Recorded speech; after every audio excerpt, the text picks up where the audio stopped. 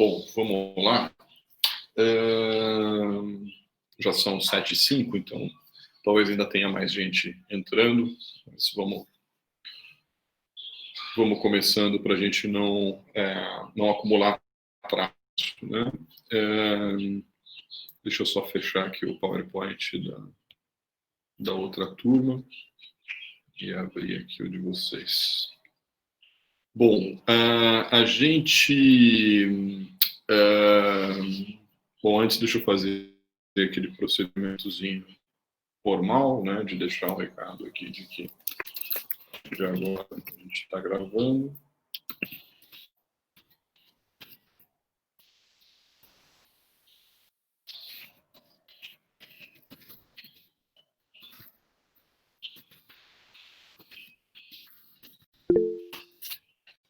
Aqui.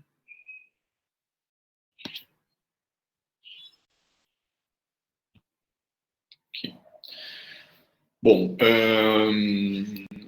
a gente, então, nas nossas aulas anteriores, a gente vinha, né, naquela nossa primeira unidade do curso, né, estamos na terceira, hoje, né, das quatro aulas que compõem essa primeira unidade, que a gente chamou ali, né, de narrativas sobre o futuro.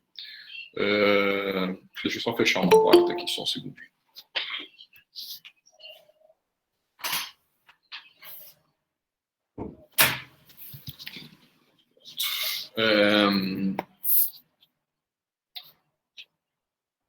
Então, como eu ia dizendo, né, nós estamos na terceira daquelas 4 aulas que conformam a primeira unidade do nosso curso. Vocês se lembram que nas 2 aulas anteriores a gente discutiu talvez 2 perspectivas diametralmente opostas, né? Na primeira aula, aquilo que nós chamamos das perspectivas anticapitalistas ou pós-capitalistas, por meio de autores como Zizek, Harvey, Mike Davis.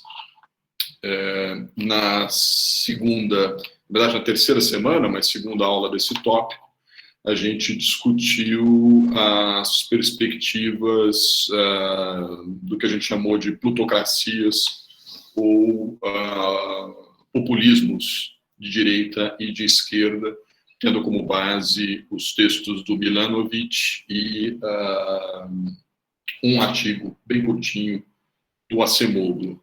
E hoje, então, a gente discutiria aquilo que nós estamos chamando no nosso programa de as perspectivas que sustentam a possibilidade de afirmação de um terceiro tipo de narrativa, isto é, as narrativas que concretizariam uma espécie de reinvenção, de atualização da social-democracia.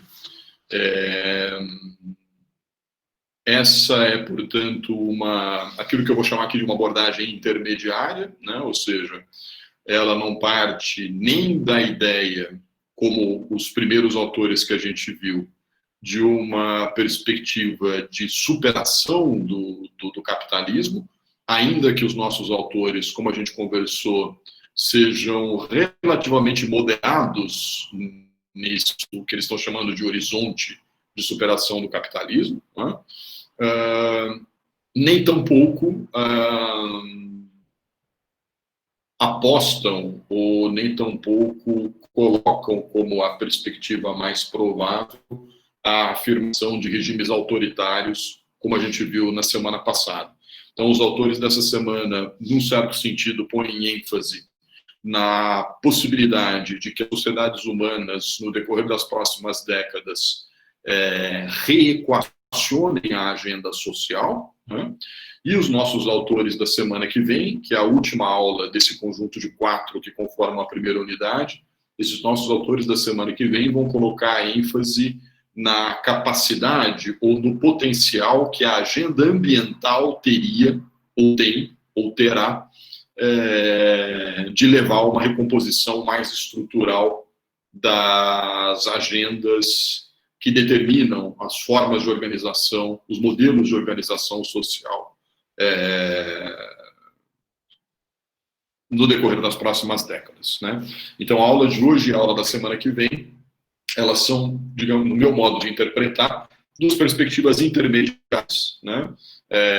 Que apontam um caminho diferente dos dois extremos anteriores, que é um capitalismo hiperautoritário, outra uma perspectiva de superação do capitalismo. Então, ambas se colocam nos marcos, aceitam que nas próximas décadas nós estaremos vivendo em um regime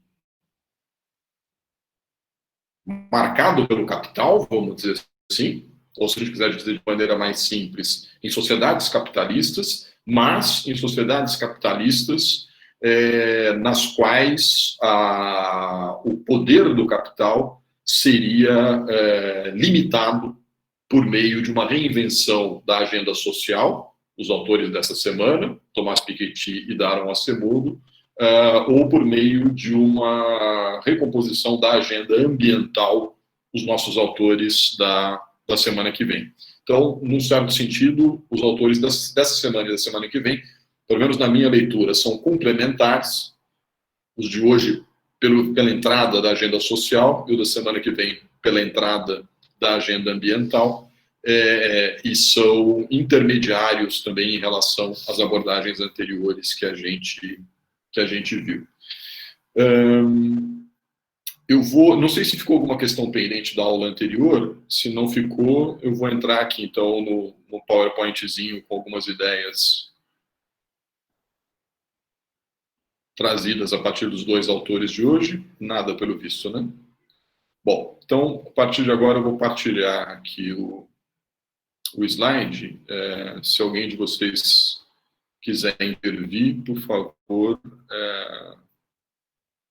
não esqueçam que eu não estou mais vendo a partir de agora.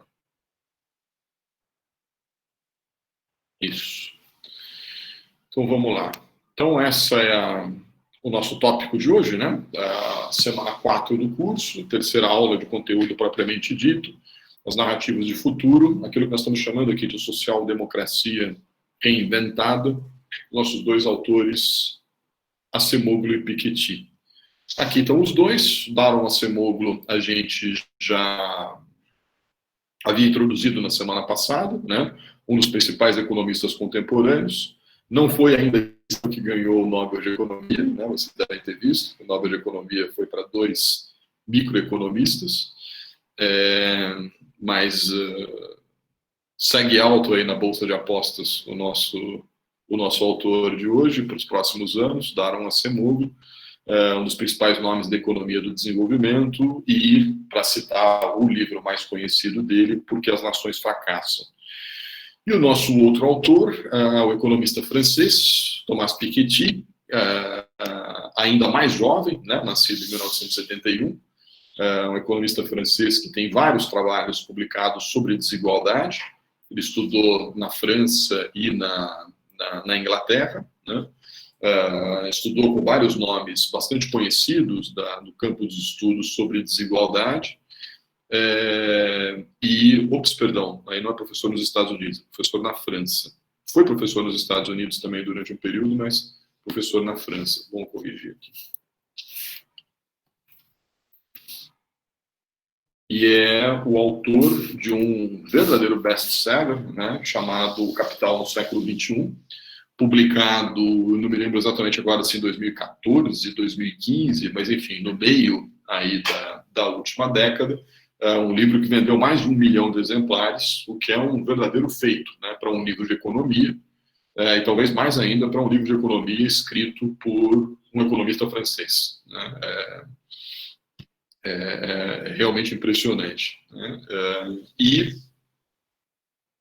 impulsionado pelo sucesso do livro O Capital do Século XXI, no qual ele introduz uma tese relativamente inovadora, que eu vou retomar nos slides seguintes, o Thomas Piketty publica um outro livro no ano passado, né, chamado Capital e Ideologia, no qual ele desloca, por assim dizer, agora a ênfase para um conteúdo um pouco mais propositivo. Não só propositivo, explicativo também. Nós vamos falar disso agora na continuação, né? Talvez alguém de vocês tenha se perguntado o seguinte, mas por que você colocou o Thomas Piketty na aula dedicada à reinvenção da social-democracia, se aquilo que ele está propondo no livro Capital e Ideologia é chamado por ele mesmo de socialismo participativo, né? Porque me parece que, apesar do uso da expressão socialismo, se trata mais de uma atualização do paradigma da social-democracia, de organização da sociedade, do que propriamente de uma mudança de sistema produtivo.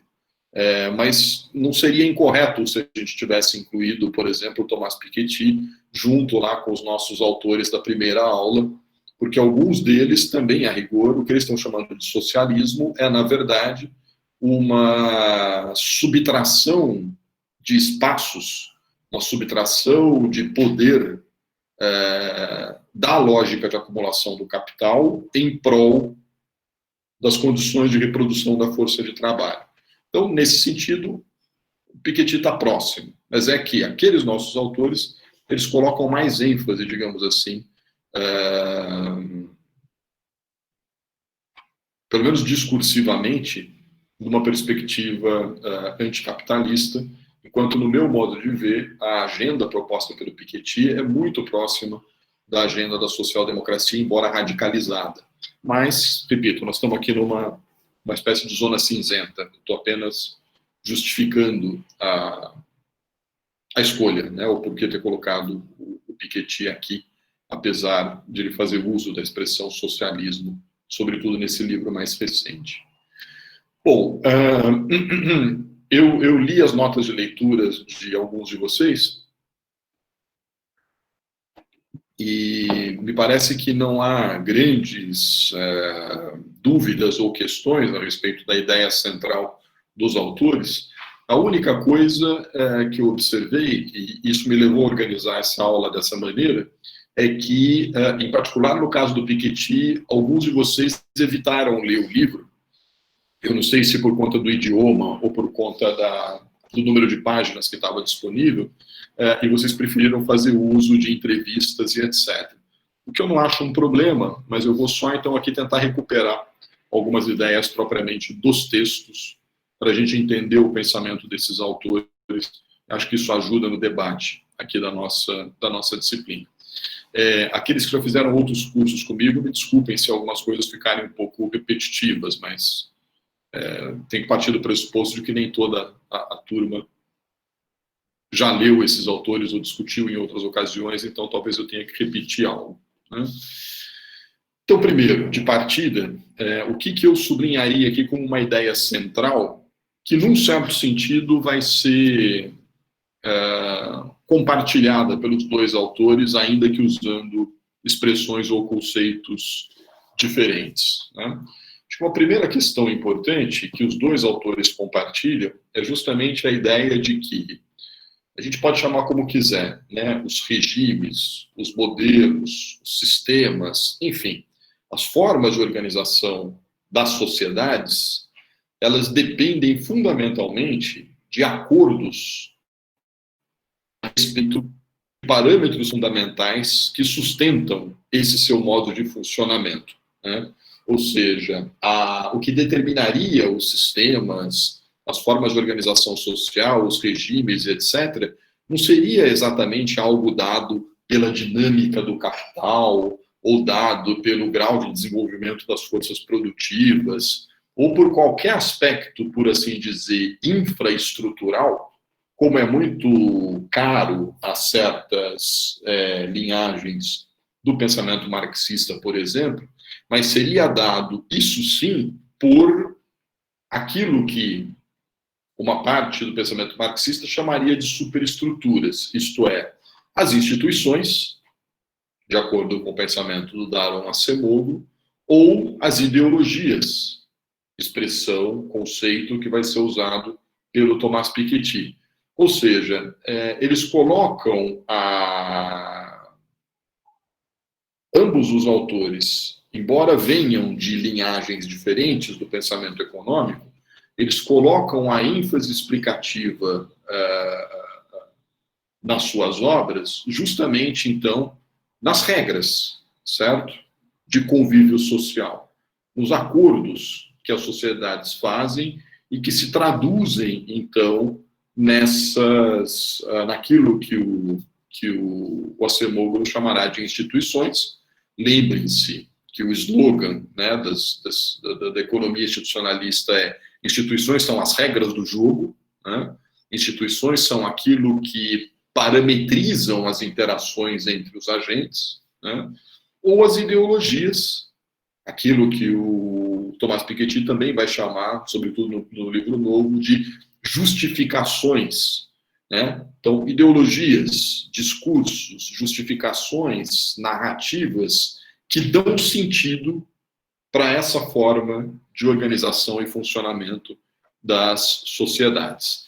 Esse é o primeiro ponto importante que aproxima esses nossos dois autores, certo? E que aí sim, talvez, então, diferenciem esses dois autores dos autores lá da primeira aula, que estão olhando muito para a dinâmica do capital, para as condições econômicas de reprodução do capital. Enfim, são autores que olham muito mais para as infraestruturas, que olham muito mais para aquilo que acontece na base do funcionamento do sistema capitalista. Esses nossos dois autores aqui de hoje, não. Eles vão olhar mais para o mundo das instituições, das regras, das ideologias, das ideias, enfim, dos acordos a respeito de como devem funcionar as sociedades. Segundo ponto importante nas ideias centrais aí, das que aproximam os nossos dois autores de hoje, ambos consideram, de maneira mais ou menos explícita, que o nível atual e que a tendência de crescimento das desigualdades no mundo contemporâneo ameaçam a estabilidade do sistema capitalista. E é essa ameaça que cria a possibilidade de que surjam novas justificações. Nós poderíamos trocar a palavra aqui e dizer de que surjam novas instituições, de que surjam novas regras, de que surjam novas ideologias, enfim, de que surjam novos acordos, falando mais grosseiramente, a organizar as interações no mundo social e no mundo econômico num futuro próximo.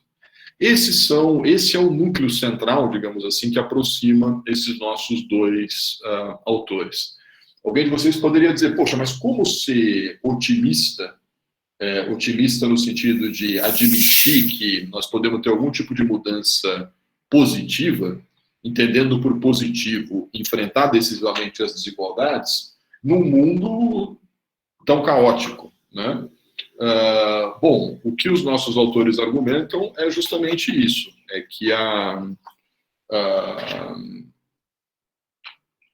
exatamente pelo fato de que o nível das desigualdades cresceu muito, mais do que cresceu muito, ele cresceu de maneira a pôr em risco a estabilidade do sistema, e isso é ruim para o próprio capitalismo. Vocês devem se lembrar que no final da aula passada eu estava mencionando alguns livros, né, de literatura que falam, né, de futuros distópicos e coisas do tipo, né? Esse final de semana agora eu tive contato com um outro livro, eu não gostei muito, mas o argumento vai um pouco nessa direção aqui. No final da aula eu menciono, para não perder o fio da meada. Se eu esquecer, vocês me lembram, né? Então, essa ideia central, ela opera na abordagem dos nossos dois autores.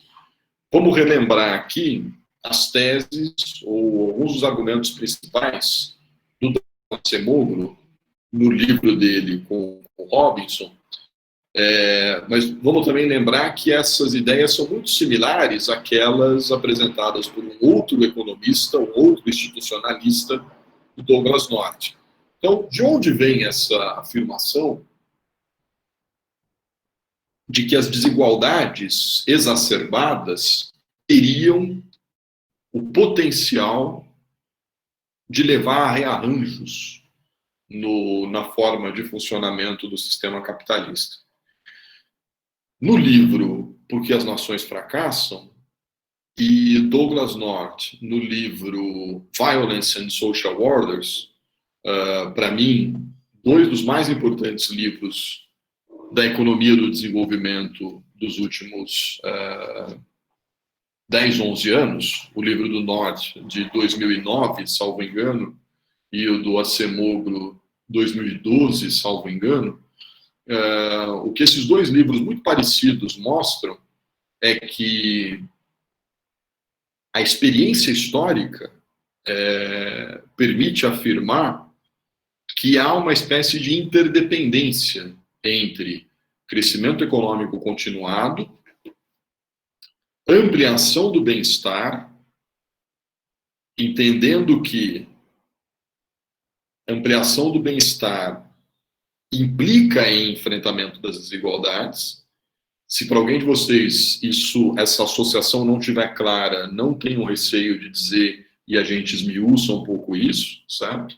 Mas há então uma relação entre crescimento econômico continuado, com ampliação do bem-estar e com um terceiro elemento, que é o funcionamento de regimes democráticos.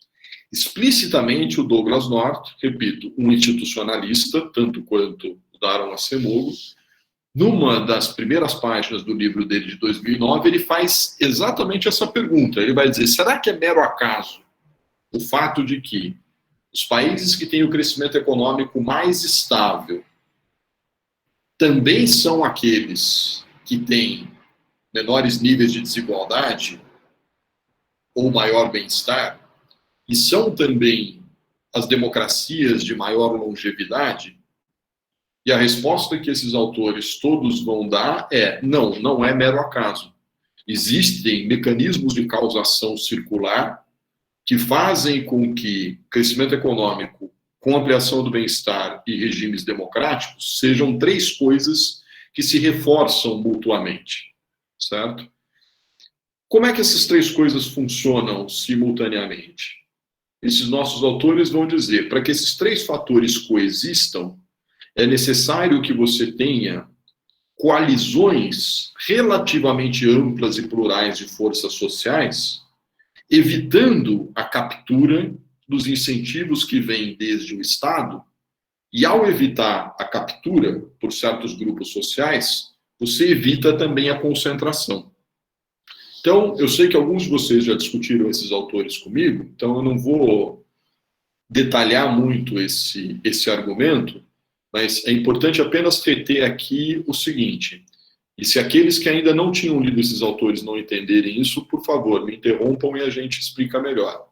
Mas a ideia desses autores é preciso que se entenda esse mecanismo para poder entender de onde vem a afirmação de que a exacerbação das desigualdades, paradoxalmente, pode levar a mudanças institucionais positivas, certo? O que esses autores estão dizendo é basicamente o seguinte: quando você tem um estilo de crescimento econômico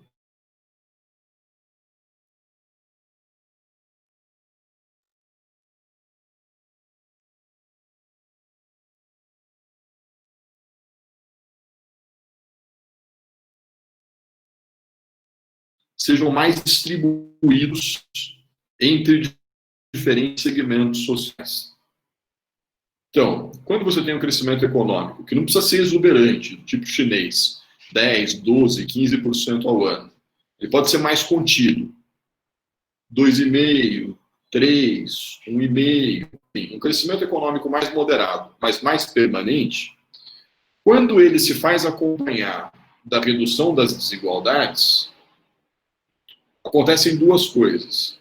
Primeira coisa, como as desigualdades estão sendo reduzidas, significa dizer que o conjunto ou mais segmentos sociais vão ter acesso a coisas importantes para participar da vida social e econômica. Isto é, vão ter educação, vão ter acesso a um sistema de saúde que lhes permita escapar da morbidez precoce, vão ter salários melhores e por aí eles conseguem participar dos mercados e assim sucessivamente. Então, a ideia basicamente aqui é, quando você tem uma redução das desigualdades, as pessoas têm mais condições de participar da vida social e econômica. Ora, quando as pessoas têm mais condições de participar da vida social e econômica, isso significa dizer que essas pessoas estarão, num certo sentido, legitimando esse sistema, certo? Portanto, nos regimes democráticos, isso significa justamente criar mecanismos para que, quando a desigualdade começa a crescer, aqueles segmentos sociais que perdem vão usar o sistema eleitoral para sinalizar a necessidade de uma mudança de agenda.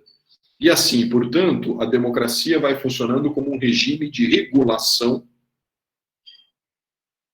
das formas de acesso aos frutos do crescimento econômico nessa dada sociedade. Então, essas três coisas funcionam juntas dessa maneira. Então, o Douglas North vai dizer, se você olhar, então, para esses 18 países do mundo, é importante observar que o Douglas North está falando do meio do século XX. Então, ele está falando de Estados Unidos, ele está falando da Europa Ocidental, ele está falando do Japão, da Austrália, da Nova Zelândia, e acabou, né? Ou seja, isso dá aí em torno de uns 18 países, então, que no período do pós-guerra, sobretudo, tiveram essas três características. Então, ele está dizendo isso. Quer dizer, o crescimento lá não foi muito acelerado e exuberante. Por quê? Porque se ele fosse muito acelerado e exuberante, provavelmente ele estaria beneficiando muito uns poucos setores. Como, por exemplo, aconteceu no Brasil nos anos 70. O Brasil cresceu a taxas chinesas nos anos 70. Mas isso beneficiou predominantemente quem? Os capitalistas industriais e a emergente classe dos chamados modernos produtores agropecuários. Mas a maior parte da sociedade vai perder no período. Então, no caso dos países, desses 18 países, como a maior parte da sociedade foi beneficiada, o crescimento não foi tão exuberante, mas ele foi continuado. No caso brasileiro, ele não foi continuado. Por quê? Porque esse crescimento muito intensivo, depois ele vira a depressão dos anos 80. E essa gangorra que a gente sempre viu. Cresce, entra em recessão, cresce um pouquinho, recessão ou estabilidade, e assim sucessivamente. Por quê, no caso de países como o Brasil, essa instabilidade? Porque as pessoas vão aceitar soluções de ruptura. Golpe militar de 1964, depois a desativação do golpe, e assim sucessivamente, certo? Então, nos regimes em que o crescimento é mais bem distribuído, as pessoas apostam mais na estabilidade dos regimes. E a democracia funciona como uma válvula de regulação. Quando a desigualdade começa a sair muito do prumo, muda-se a agenda. E por aí você vai regulando. O segundo tópico desse slide, então, uma outra parte dessa explicação consiste em dizer, então, o seguinte, que para que essa estabilidade ocorra, o regime democrático ele tem que estar sempre sendo sustentado por coalizões relativamente amplas e plurais de forças sociais. Você tem que ter uma parte expressiva da sociedade ganhando com a agenda do Estado naquele período, e enquanto está ganhando, essa sociedade apoia o regime. E esse mecanismo é o que permite, então, que apenas um ou outro setor capture os ganhos e leve-se à concentração. Qual é o problema dessas teses? O problema dessas teses é que essa explicação funcionou super bem para o período do pós-guerra. Funcionou super bem para a sociedade industrial. Agora, será que na sociedade pós-industrial ela estaria funcionando da mesma forma? Há algumas indicações de que não. Primeira indicação de que não. A desigualdade explodiu, mesmo nesses 18 países, nos últimos 20 ou 30 anos.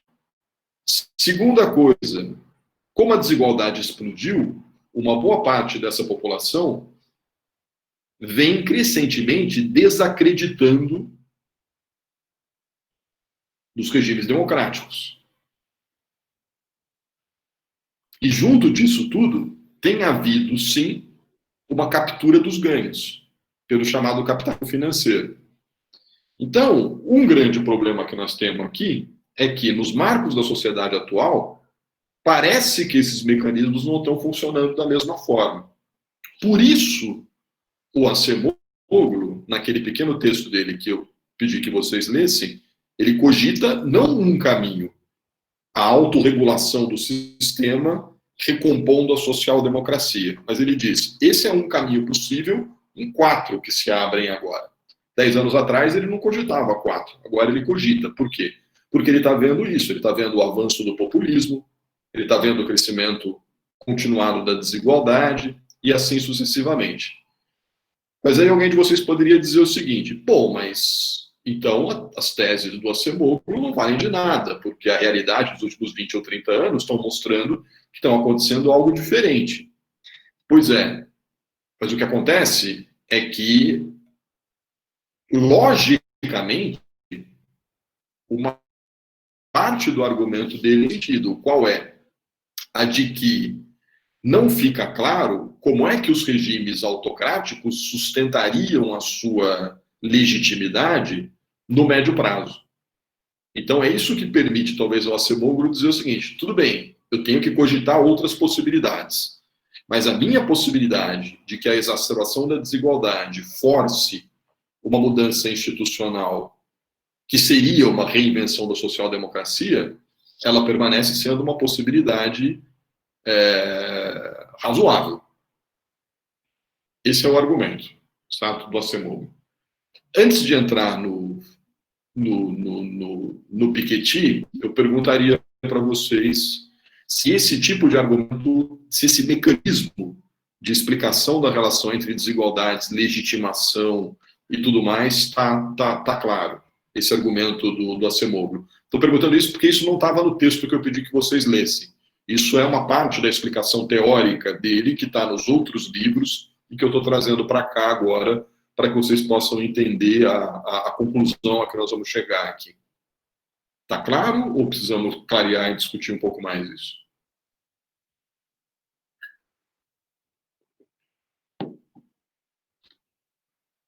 Está claro. Tá bom. Então vamos em frente. Vamos então para o Piketty, certo? Como eu tinha dito, o livro do Piketty, esse agora, de 2019, ele é uma espécie de desdobramento do anterior. No anterior, qual é a tese, qual é o argumento principal que ele introduz ali? É o argumento de que algo muito significativo mudou no fim dos anos 80, aproximadamente, e esse algo muito significativo obriga uma revisão de agenda, certo? A gente tem aqui 2 gráficos, né? A desigualdade, o primeiro gráfico que mostra a desigualdade de renda nos países anglo-saxões, ao largo de 100 anos, né? E o de baixo, um gráfico que mostra a desigualdade nos chamados países emergentes, África do Sul, Argentina, Índia, China. Infelizmente não tinham dados para o Brasil na época, também nos mesmos 100 anos. Né?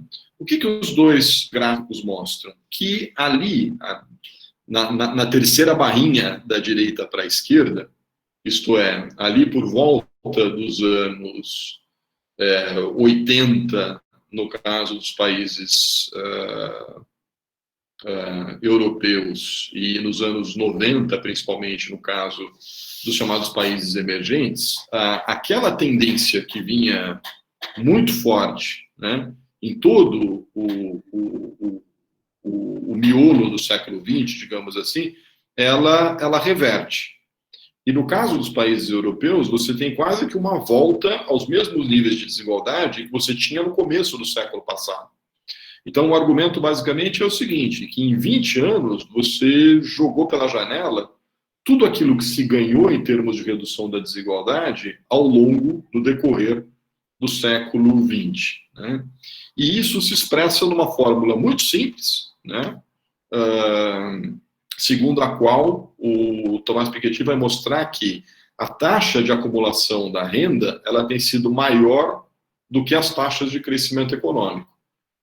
Traduzindo em bom português, aumento da desigualdade, certo? Ou seja, a renda dos mais ricos ela se multiplica numa velocidade muito maior do que a velocidade da produção de riqueza pelo conjunto da sociedade. Ora, se a renda de uma determinada faixa está crescendo de maneira muito mais rápida do que a riqueza do conjunto da sociedade, isso significa, obviamente, que há uma espécie de dreno da riqueza de uma parte da sociedade para outra, certo? Então, essa constatação é que leva o Thomas Piketty a dizer isso é tremendamente importante, por várias razões. Primeiro, por isso, porque o retrocesso é brutal, certo? Não é assim que aumentou um pouquinho a desigualdade. É porque, num curto espaço de tempo, você volta quase que 100 anos atrás. Essa é a primeira questão. E a segunda questão é que, diz o Piketty, o movimento da linha, ele é contínuo. Ou seja, nós estamos não diante de um aumento ocasional da desigualdade, mas nós estamos diante de uma nova etapa da acumulação capitalista. E isso precisa ser enfrentado. Por quê? Por uma razão, podemos dizer, ideológica. Isto é, pelo fato de que não é aceitável que uma sociedade funcione restringindo cada vez mais as oportunidades, concentrando cada vez mais os capitais, ou os trunfos a participar da vida social, em vez de ampliar esses mesmos trunfos. Que sociedade é essa que aceita que crescentemente os seus membros sejam prejudicados? Esse é basicamente o problema que põe o Thomas Piketty naquele livro. E no livro Capital e Ideologia, ele introduz uma questão tremendamente importante, que é a seguinte: ele vai dizer, isso, no entanto, não é algo inexorável. Isso, no entanto, nada tem de natural. Isso não é algo que precisa ser aceito porque seria da dinâmica do capital. Ele diria, o que acontece é que os níveis de desigualdade, eles resultam mais do que do desenvolvimento tecnológico, do mercado, da lógica do capital e etc., etc., os níveis de desigualdade que vigoram numa determinada sociedade, eles resultam das ideias e das justificações a respeito do quanto e do porquê se deve aceitar de desigualdades ao largo da história. Quando o Thomas Piketty está falando de desigualdades, ele está falando de desigualdades no sentido mais amplo.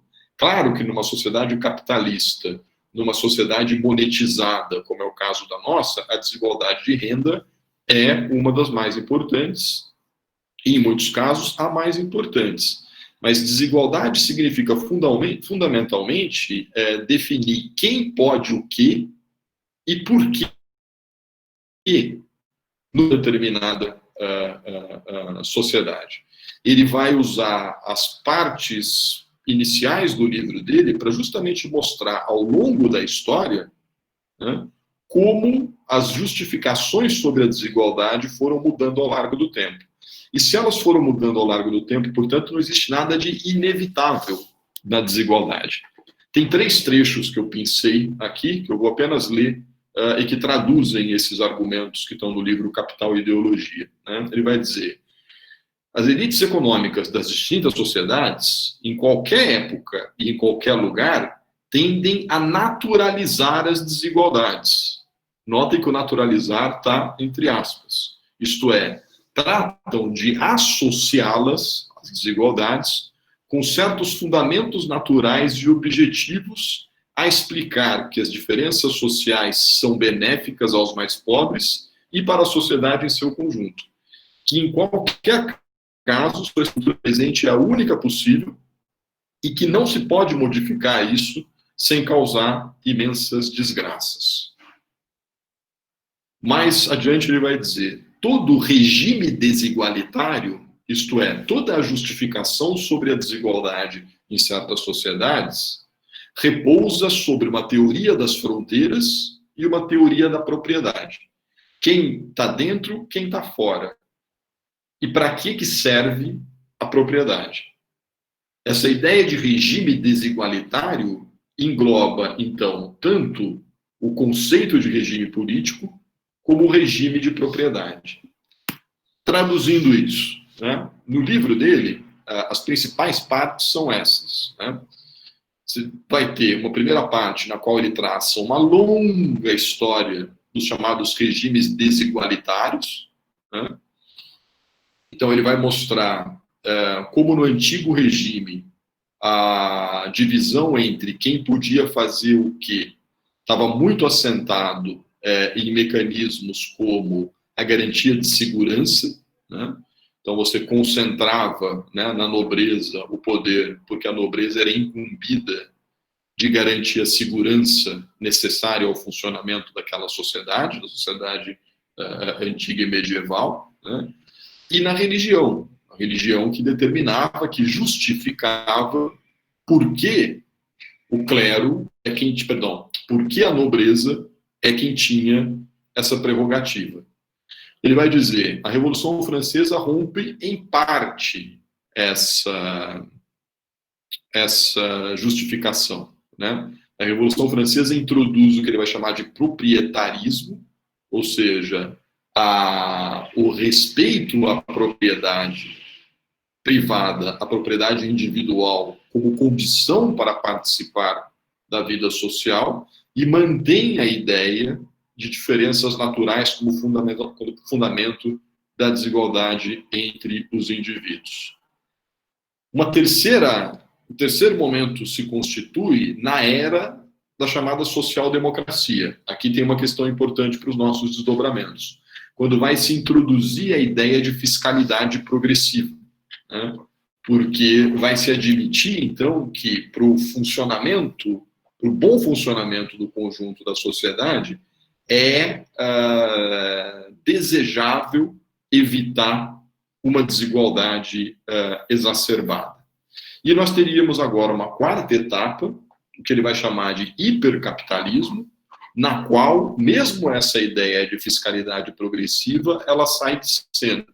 E o que entra em cena é a chamada ideologia meritocrática, ou seja, é uma responsabilização dos indivíduos pela sua condição, e mais do que pela sua condição, da possibilidade de superar essa condição. É uma individualização, não só no diagnóstico, mas nas vias possíveis de superação da desigualdade. Então, esse é um corte que o autor faz ao longo do tempo, né, para mostrar como sempre as sociedades têm que lidar com o tema da desigualdade. E que essa maneira de lidar com o tema da desigualdade varia no tempo, certo? E, portanto, é quase como se o nosso autor estivesse dizendo aqui, e nós, então, estamos às portas de um outro momento e de criar um novo acordo a respeito de como lidar com a nossa desigualdade, porque ela estaria num nível inaceitável. Inaceitável sob critérios éticos e, diria o Acemoglu, também sobre critérios relacionados à própria reprodutibilidade do sistema, né? A outra parte do livro é uma parte em que o Thomas Piketty vai analisar a evolução do sistema partidário no chamado capitalismo avançado e como se deu a gradativa elitização da social-democracia.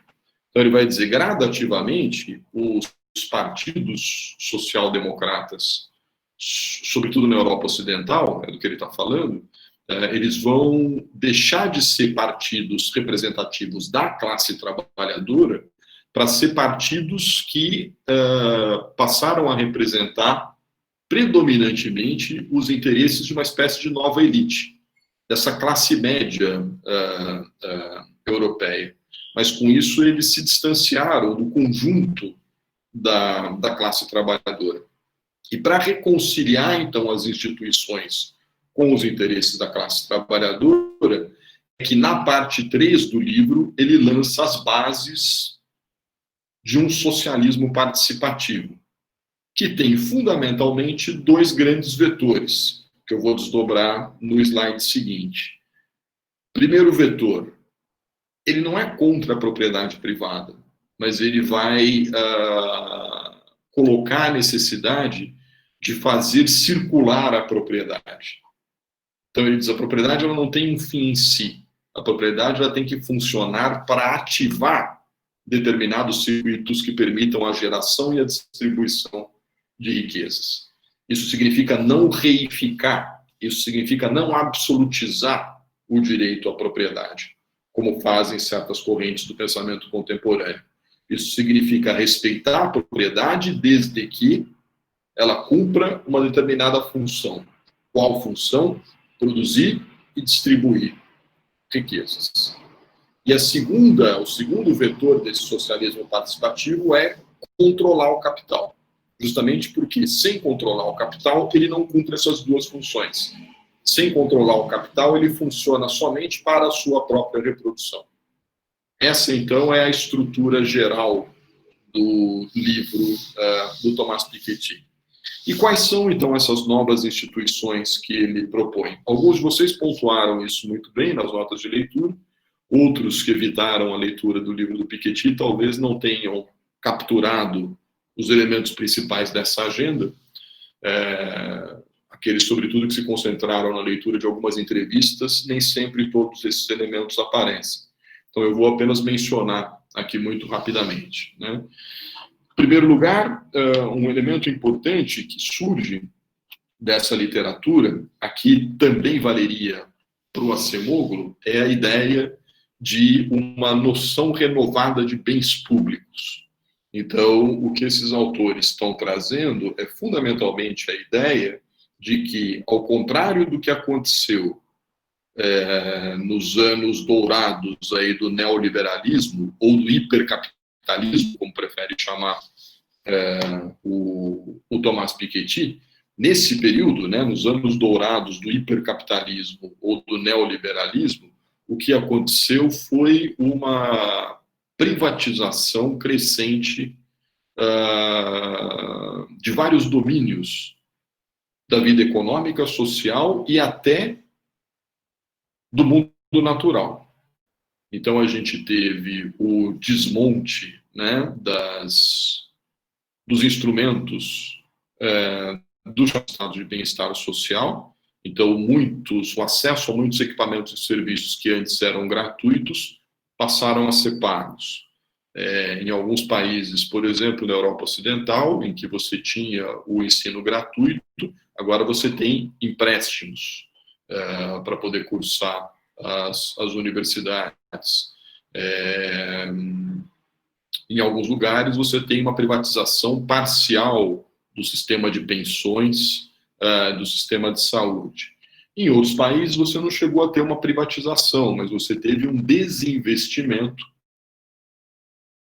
nesses mesmos equipamentos e serviços públicos, o que leva a um crescimento do setor privado, digamos assim, nas bordas desse serviço público que vai sendo sucateado, desinvestido e assim sucessivamente. Então, essa foi a ênfase naquele período de ascensão das desigualdades. O que os nossos autores dizem agora é que teria que haver o contrário disso, né?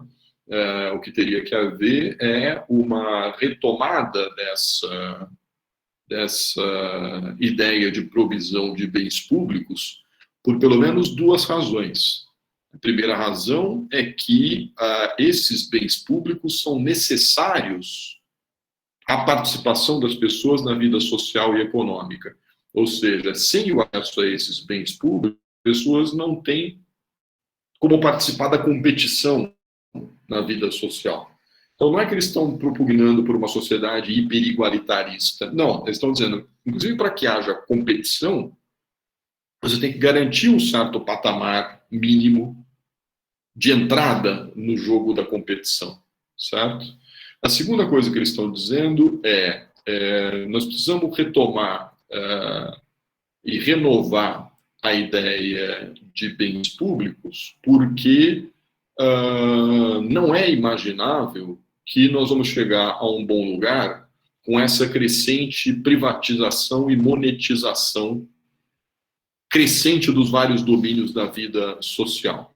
Por trás dessa ideia de monetização e privatização estava o argumento de que o mercado é quem faz a alocação mais eficiente dos recursos.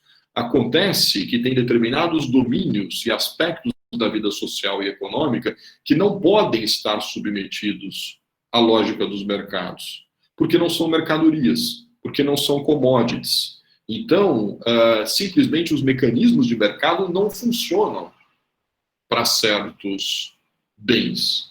Talvez o caso mais evidente seja justamente os recursos naturais, certo? Alguém diria, não, os recursos naturais vão ser conservados porque quando eles começarem a ser escassos, o preço deles vai aumentar muito.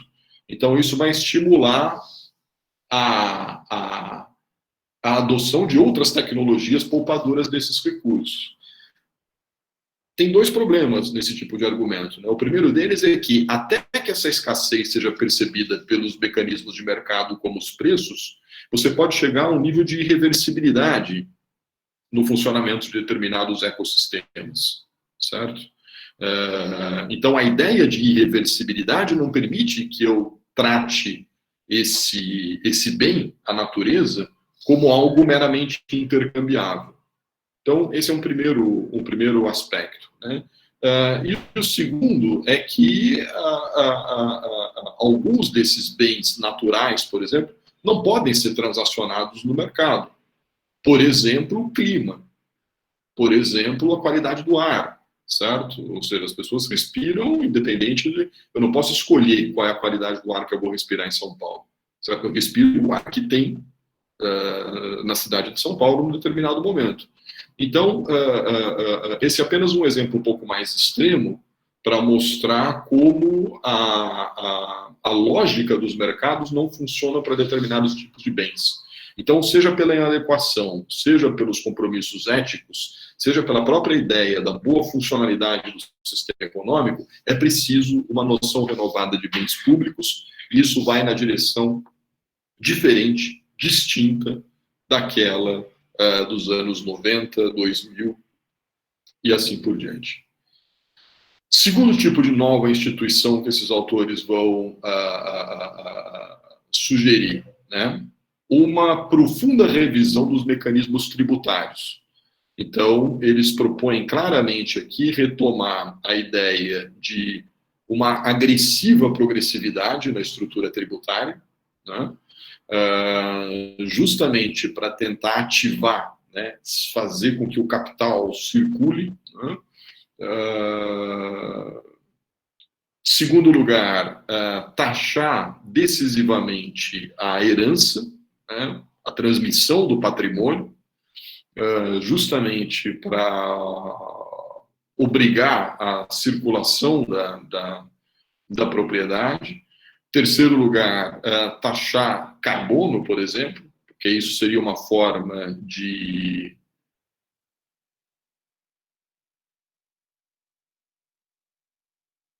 usar custos. O que eu estou querendo dizer aqui? Semanas atrás foi publicado um relatório internacional que mostra que se a gente fosse internalizar nos preços todos os custos de médio prazo gerados pela forma atual de produzir, por exemplo, na agricultura mundial, a maior parte das atividades hoje seriam inviáveis, certo? Então, elas só são viáveis por quê? Porque você está extraindo fertilidade natural dos solos, porque você está usando sem pagar recursos hídricos, porque você está transformando biodiversidade e florestas que são importantes para a regulação, por exemplo, do clima global, transformando isso em áreas de monocultura. Se você fosse precificar todos esses custos, uma boa parte das atividades hoje, por exemplo, no campo da agricultura, seriam inviáveis. Então, elas são viáveis por quê? Porque você está ignorando esses custos, que são custos sociais, certo?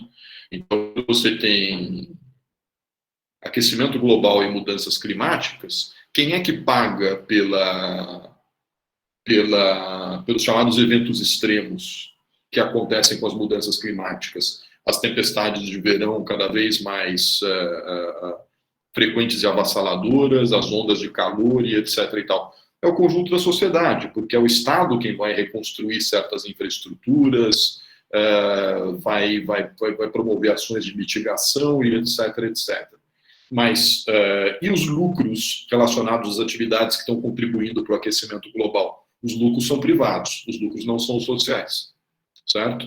Então, a ideia é basicamente essa, quer dizer, que ao mudar a lógica dos mecanismos tributários, você, num certo sentido, entre grandes aspas, socializaria a propriedade, socializaria no sentido de criar mecanismos para fazer com que ela circule, certo?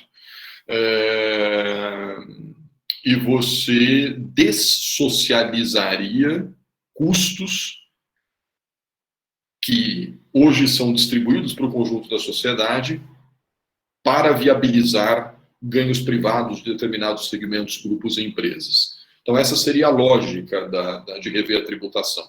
Como vocês podem ver, um debate muito parecido com o debate que o Brasil está fazendo agora a respeito da nossa reforma tributária.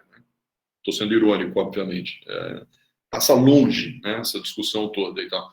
Mesmo alguns dos nossos melhores autores sobre o tema tributário dizem sem cerimônia: reforma tributária no Brasil hoje é para fazer o sistema de arrecadação funcionar melhor. Ou seja, a discussão toda dos fins, absolutamente ausente. Certo? Absolutamente ausente. Mas, enfim, deixemos esse parênteses de lado. Né? Terceiro mecanismo, né? A adoção de formas de proteção e de inclusão, como uma renda básica. Por que uma renda básica? Porque se admite que no capitalismo contemporâneo não existem oportunidades pela inserção do trabalho, existem oportunidades de inserção pela via do trabalho para todos. Um capitalismo ultra-tecnológico, cada vez mais poupador de mão de obra, então uma renda básica é fundamental.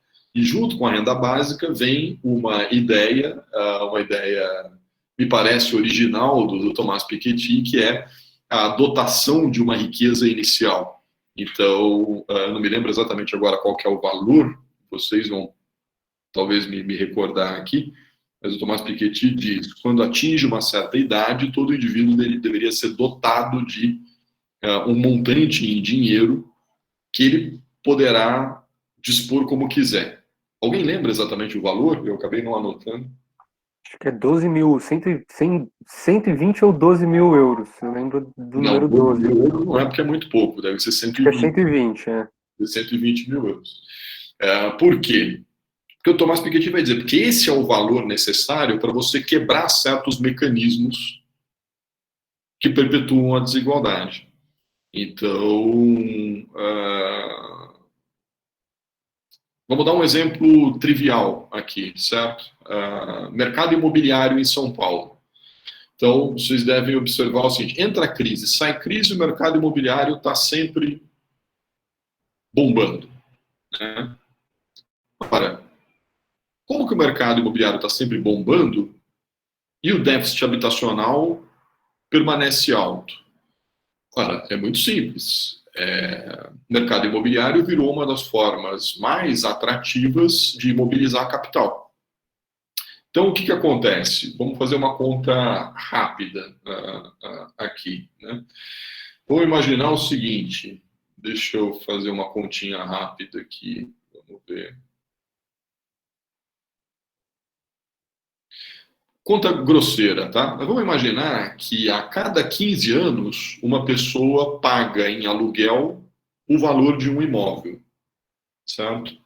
Isso significa dizer o seguinte: que alguém que é proprietário de 2 imóveis para alugar, ao final da vida, ele pode ter 6 imóveis, certo?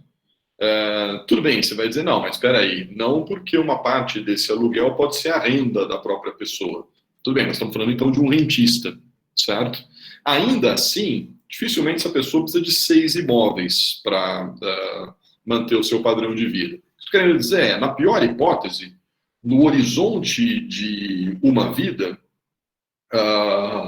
um proprietário, um rentista no mercado imobiliário, ele pode simplesmente dobrar o seu patrimônio. Agora, pense pela lógica inversa. A pesquisa de orçamento familiar que foi divulgada semanas atrás do IBGE mostra como o custo com habitação é, para um enorme contingente de pessoas, o item principal do orçamento familiar. Ora, como esse aluguel é uma parte fundamental do gasto dessa família, ela simplesmente não consegue acumular, muitas vezes sequer na direção de comprar sua casa própria. Se você tem, por exemplo, os meios para que essa pessoa compre a sua casa própria, depois de 15 anos, ela simplesmente tem praticamente metade da sua massa salarial liberada para outras coisas, certo? Enquanto que, na situação anterior, você vai simplesmente condenar essa pessoa a não poder acumular nada para além da sua subsistência. Então, quando o Piketty está propondo, por exemplo, essa ideia da dotação de uma riqueza inicial, é, por exemplo, para isso, certo? Para você poder liberar, adquirir, por exemplo, uma propriedade, adquirir, por exemplo, um imóvel, e com isso você liberar uma parte expressiva da sua massa salarial para outras coisas. Outras coisas pode ser consumo de bens, que vai ativar a economia, certo? Pode ser o investimento em um pequeno negócio próprio, que vai ativar a economia. Ou seja, em qualquer direção que você olhe, essa ideia de dotação de uma riqueza inicial serve fundamentalmente para quê? Para liberar massa salarial, para fazer a economia circular, e ao fazer a economia circular, ampliar oportunidades. Claro, tem sempre a pergunta, bom, mas de onde vai se tirar 120 mil euros por jovem e etc. e tal? Dos mecanismos tributários mencionados acima. Então, essa é a lógica, certo? A ideia é controversa, obviamente, mas o que eu estou querendo chamar a atenção aqui é para o programa implícito que está aí atrás. Quarto mecanismo do programa, aumentar a participação dos trabalhadores nos mecanismos de gestão das empresas, principalmente a participação acionária. Isso significa partilhar ganhos de capital com os trabalhadores, isto é, fazer com que, à medida em que se elevem os ganhos de capital, ganhem também os trabalhadores, que não é o que acontece hoje, em que você tem uma dissociação entre domínio acionário e trabalhadores, né? E segundo, também para garantir a gestão, a participação na gestão das empresas, certo? Quinto, novas regras eleitorais que permitam fazer com que o sistema eleitoral funcione de maneira a oxigenar a representação. Parte-se da ideia de que os instrumentos partidários hoje são limitados para representar os verdadeiros interesses da pluralidade de forças sociais. E, por último, eu posso ter me esquecido aqui de algum aspecto, a menção à necessidade de arranjos de governança que sejam globais. Por exemplo, alguns países estão revendo a legislação de taxação de heranças ou de taxação do grande capital. Por quê? Porque o cidadão simplesmente se transfere para outro país no qual a legislação é mais branda. Então, alguns desses mecanismos só funcionariam com base em arranjos interpaíses. Alguns desses mecanismos só funcionariam se eles fossem adotados simultaneamente em diferentes países. Caso contrário, ele pode levar a uma fuga de capitais e etc, etc. Então, você tem aí um conjunto de novas instituições, de novas regras que dariam forma a esse socialismo participativo ou a essa social-democracia reinventada, mas que tem como um dos seus componentes importantes que isso seja adotado para além das fronteiras, para além do limite de um país. Esse é o tipo de instituições que o Thomas Piketty está propondo como uma agenda. Essa proposição, obviamente, recebeu críticas. Thomas Piketty recebeu críticas à direita e à esquerda, né? Talvez vocês se lembrem de outras, mas eu pontuei aqui apenas duas das principais que eu vi. Né? Pela direita, a ideia de que ele não teria demonstrado tese nenhuma, e sim baseado os seus argumentos em projeções para as próximas décadas. Então, alguns vão dizer... quem disse que o comportamento da desigualdade vai ser assim nas próximas décadas? Provavelmente não, sobretudo se a gente fizer mais reformas liberais, etc, etc. Enfim, o fraco desse argumento é que ele critica a projeção no futuro, mas também coloca como alternativa uma outra projeção de futuro. Então, parece um argumento, inclusive, contraditório, além de fraco, contraditório. E me parece que sim, a tese do Piketty está demonstrada não com base em projeções de futuro, mas com base no comportamento da curva da desigualdade nos últimos 30 anos. Parece convincente desse ponto de vista. A crítica que se faz pela esquerda ao Thomas Piketty, e isso ajuda vocês a entenderem por que eu incluí esse autor nessa aula e não na primeira, é que ele buscaria restaurar a social-democracia quando seriam necessárias, na verdade, novas relações de produção. Embora eu concorde que é correto chamar essa leitura do Piketty de uma social-democracia, não é uma social-democracia restaurada, é uma social-democracia profundamente renovada, né? E eu não sei exatamente o que seriam novas relações de produção na quadra atual do capitalismo. Então, me parece uma crítica injusta na primeira parte, porque não é simplesmente uma restauração da social-democracia, e pueril na segunda parte, porque ninguém em sã consciência hoje, me parece, consegue argumentar o que seriam outras relações de produção não capitalistas, dadas as condições atuais. Bom, quais são as implicações disso para a discussão do nosso curso? Esses são 3 interrogações, então, que eu deixaria aqui para a nossa discussão. Eu acho que uma primeira... Desculpa, eu vou inverter a ordem aqui, eu errei a ordem. Vou só alterar isso aqui. Pronto. Uma primeira crítica mais séria, no meu modo de ver, que se poderia fazer ao Piketty, em particular, é a ausência de uma teoria da mudança. Isto é, tudo bem, esse programa do socialismo participativo é muito interessante, tudo bem, nós podemos imaginar que a desigualdade ou as desigualdades caminham para um patamar intolerável, mas o que garante que uma coisa vai resultar na outra? Isto é, o que garante que a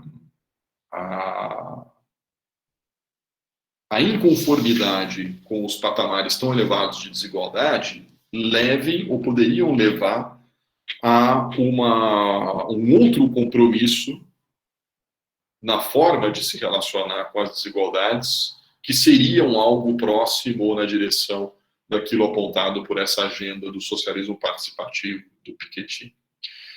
Alguém poderia dizer o seguinte: bom, aqui está uma complementaridade com o Acemoglu, porque o Acemoglu, nos livros anteriores dele, não nesse artigo que nós lemos para essa semana, ele formula uma teoria da mudança institucional, que está justamente naquela ideia de que, quando a desigualdade aumenta muito, as forças sociais vão procurar armar uma nova coalizão que sustenta uma agenda de mudança. O problema é que o Thomas Piketty mostra, esse é o segundo tópico desse slide, como aqueles mecanismos de controle da teoria do acemoglo, eles não existem mais. Ou seja, as pessoas não estão apostando mais na formação de coalizões amplas e na disputa eleitoral, alterando a agenda do Estado. Esse inconformismo com a desigualdade tem dado origem a outras coisas, como, por exemplo, o populismo de direita ou de esquerda. Se não é isso, então o que acontece? O que acontece é que as mudanças dependeriam ainda mais, então, das elites. As elites é quem precisariam restabelecer a crença nas instituições para fazer com que as democracias funcionem de maneira mais ou menos estável, para, a partir daí, recompor aquelas condições de estabilidade que vem se perdendo nos últimos anos. Então, nós temos aqui um nó, certo? Quando a gente coloca essas abordagens da social-democracia sob escrutínio, uma questão fundamental é a seguinte: tem algo que não está encaixando aqui. E a mesma coisa que não encaixa é o outro lado da moeda do que não encaixa na explicação da semana passada. Porque a explicação da semana passada ela tinha um calcanhar de Aquiles que era basicamente dizer o seguinte: não existe até hoje experiência de autocracia que funcionou sem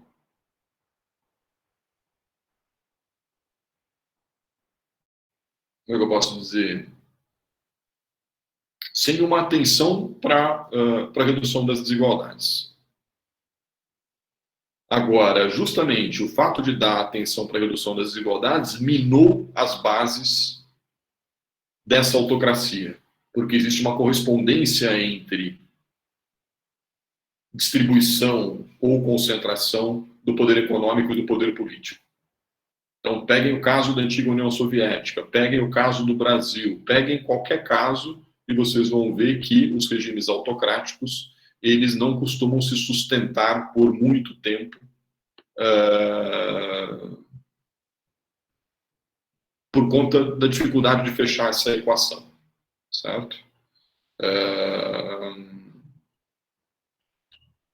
De outro lado, a formulação agora dos autores dessa semana esbarram no inverso disso, que é basicamente dizer o seguinte: por onde as forças sociais irão armar essas coalizões mais duradouras se não estão dadas as condições para que elas participem com o mínimo de poder nas interações do mundo social. Então, você tem um problema na primeira narrativa, na narrativa da semana passada, em como estabilizar regimes de dominação autoritária. E nós temos um problema nas abordagens dessa semana em como viabilizar a emergência de processos de mudança. Isso me parece algo complexo, algo em aberto nas duas narrativas vistas até agora. E o terceiro aspecto que eu traria para a discussão é o seguinte: talvez os chamados países do Sul, entre eles o Brasil, tenham uma condição mais favorável que os países do Norte não têm, que é a possibilidade de gerar riqueza distribuindo as oportunidades. O que eu estou querendo dizer aqui? No caso dos países do chamado Norte global, você já tem um dado grau de desenvolvimento das forças produtivas, você já tem um determinado patamar de renda média, você já tem determinadas condições de amadurecimento do capitalismo, que é difícil em que atividades econômicas nós vamos poder gerar oportunidades. Então, a ênfase toda, ela se desloca bastante para as políticas sociais e redistributivas, para uma distribuição a posteriori da produção de riqueza. No caso de um país como o Brasil, e isso fica aqui de ponte para a próxima aula, há toda uma discussão em torno do seguinte: se novas formas de uso, por exemplo, da nossa enorme base de recursos naturais, poderiam representar uma via de dinamização econômica que permitisse crescer distribuindo, vamos dizer assim, certo? Então, alguns dirão a transição para uma economia verde, a transição para uma economia de baixo carbono, a transição para a bioeconomia, são diferentes denominações, e há diferenças entre elas, mas que tem como núcleo comum a ideia de que novas atividades econômicas relacionadas a outras formas de exploração dos nossos recursos naturais poderiam levar a uma nova trajetória, um novo ciclo, por exemplo, de industrialização. E que justamente por ser um novo ciclo, baseado num ativo específico do Brasil, que isso permitiria, então, crescer distribuindo. Isso tornaria a equação um pouco mais simples no caso do Brasil, enquanto nos países do Norte seria fundamentalmente uma agenda, por assim dizer, com um corte mais social. Bom, esse é o que eu queria trazer para a nossa discussão, e deixo então aberta agora a palavra para que vocês possam problematizar, trazer outras questões e daí por diante. Já falei demais. Gabriel está com cara de quem quer falar. Não? Não. Não funcionou a minha tentativa de provocar vocês para a discussão. Então vamos lá. Está aberto.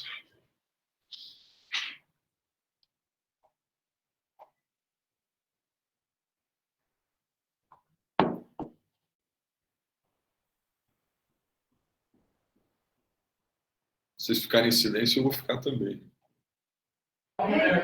Professor, boa noite. Eu tenho uma dúvida relacionada aos tratados de codesenvolvimento. Quais países seriam aptos a esses tratados?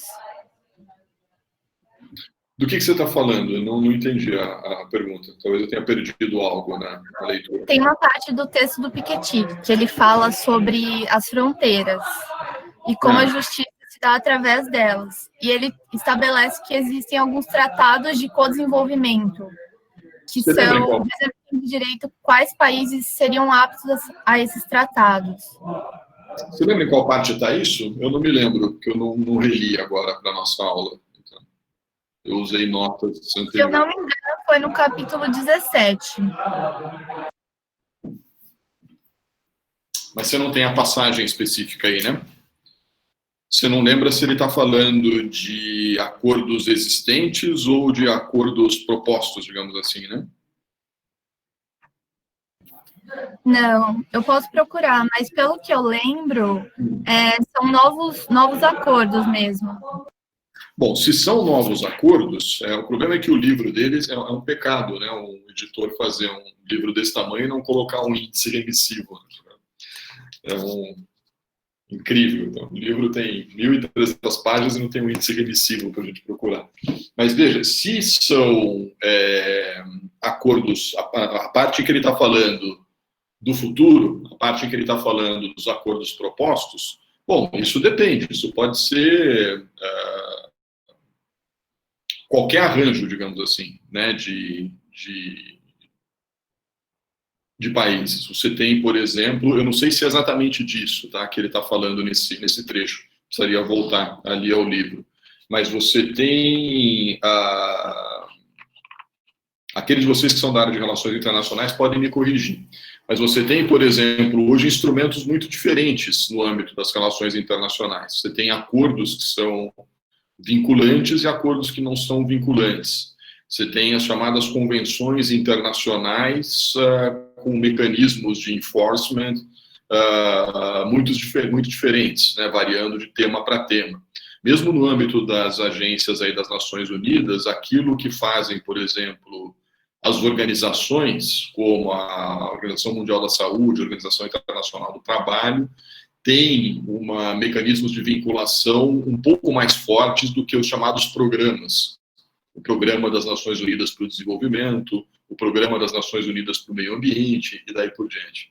Então, esse é um tema forte aí na literatura das relações internacionais, que envolve como caminhar para acordos que sejam mais vinculantes envolvendo países. Agora, claramente, algumas dessas coisas que nós estávamos discutindo aqui hoje necessitam de mecanismos desse tipo, né? Na questão ambiental e, às vezes, mesmo na questão tributária. Mas para te dar uma resposta mais substantiva, eu precisaria identificar qual é a passagem do texto para ver exatamente de que tipo ele está falando.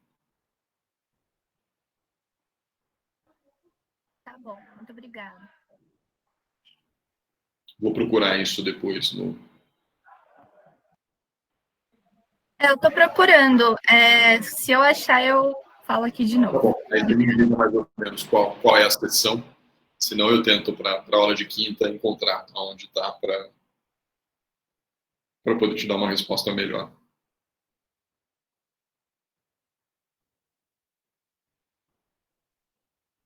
Boa noite, professor. Boa noite. Só comentando, eu acho que não tem muita resposta mesmo que você colocou, assim, essa indagação final. Eu também não saberia responder. Mas uma coisa que eu fico pensando eu não sou o maior fã do mundo do livro do Acemoglu, né? Mas eu acho que ali ele tem uma resposta muito binária para coisa, assim. Tanto o jeito que ele relaciona crescimento com democracia, eu acho que isso é muito mais complexo, ao meu ver, né? O que faz as nações. Então, eu acho que está muito em aberto também. Mesmo essa ideia de. Eu acho que as sociedades elas conseguem. Tem critérios diferentes que a desigualdade, eu fico pensando, assim, para elas conseguirem manter algum grau de coesão. Às vezes eu penso, assim, olhando exemplos históricos também, que crescimento pode ser suficiente, às vezes também. E no livro do Piketty, eu acho que ele deixa. Eu consegui ler só um pouco da introdução e o capítulo que é bem de política pública, esse, né? Assim, que é bem legal. Muito bom. Mas eu acho que ele também não tem muito uma resposta para isso, porque ele vê as dificuldades que você tem ali, de implementação de um programa, né? Ele tem toda uma parte de política internacional que eu acho que ele coloca ali para falar, tá, seria muito difícil viabilizar isso, só que também é muito difícil viabilizar aquele arranjo de política internacional que ele pensa, assim, né? Eu acho muito fora, muito fora. Mas, então eu acho que é muito difícil mesmo, assim, acho que o meu comentário é um pouco esse, assim, equalizar essas coisas. Principalmente agora eu não vejo uma coalizão mesmo de interesses econômicos, assim, para equacionar isso. E o Piketty, acho que ele pensa um pouco nessa questão, a sociedade vai colocar isso como uma grande pauta, assim, eu não sei, não sei. Mas ele não entra muito nessa questão mesmo. Ele não entra, quer dizer, basicamente o que ele diz é o seguinte,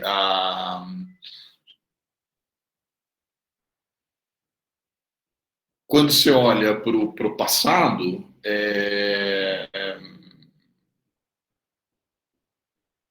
como se ele estivesse dizendo assim, em algum momento algo acontece que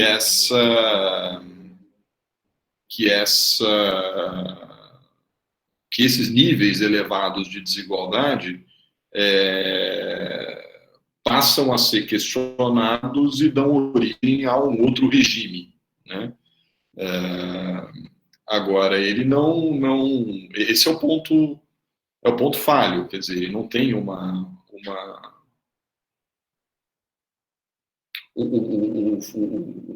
explicação marxista mais mecânica. Diria claramente o seguinte, diria, o problema é que o Piketty está procurando essa mudança nas superestruturas, mas isso vem, na verdade, essa mudança ela é forçada pelos requisitos de acumulação do capital. Então, se não houver uma necessidade, né, de mudança institucional para viabilizar a continuidade ou a expansão do ciclo de acumulação, ela não vai acontecer. Então, por exemplo, falar lá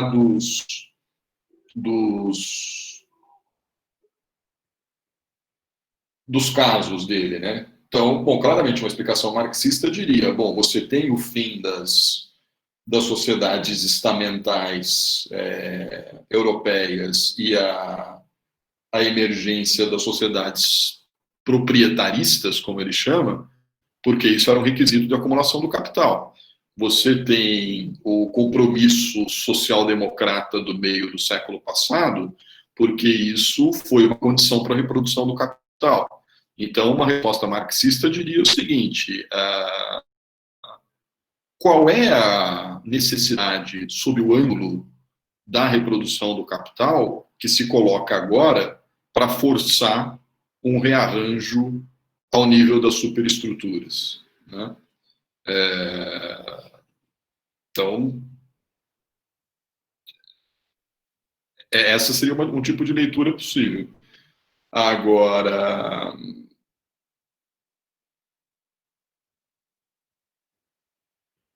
um outro tipo de resposta possível é dizer o seguinte: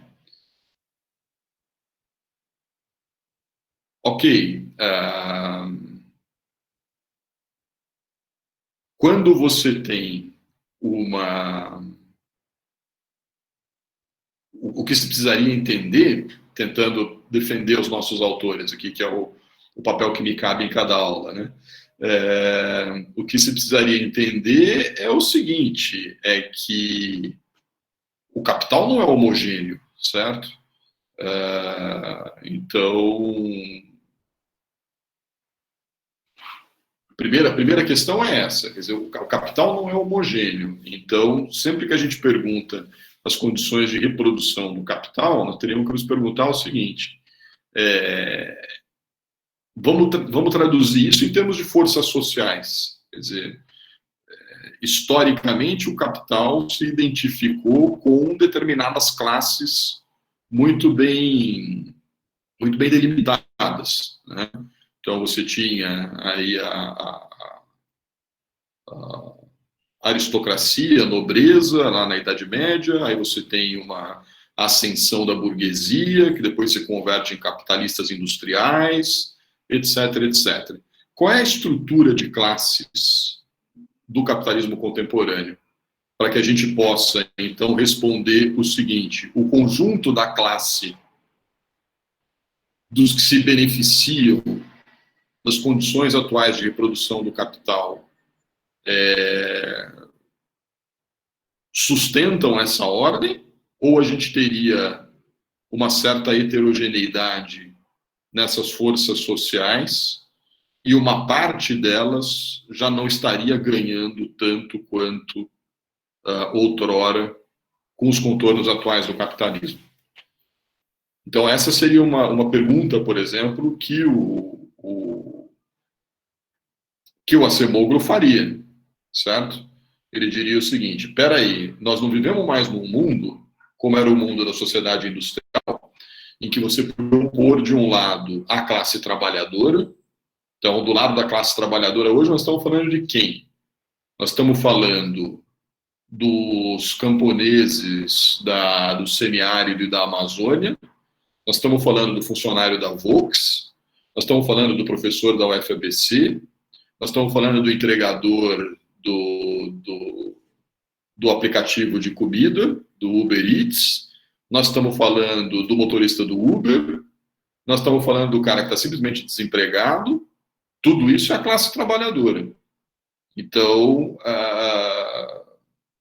dá para dizer que esse conjunto de classes ganha ou perde igual, ou que esse conjunto de segmentos de classe, se identifica numa mesma agenda. Então, isso da parte do trabalho. Agora, quando a gente pensa da parte dos que não vivem do trabalho, para usar uma definição de alguns autores marxistas, né, uma classe que não vive do trabalho, nós podemos perguntar a mesma coisa. Então, hoje, será que os grandes fundos de investimento internacional,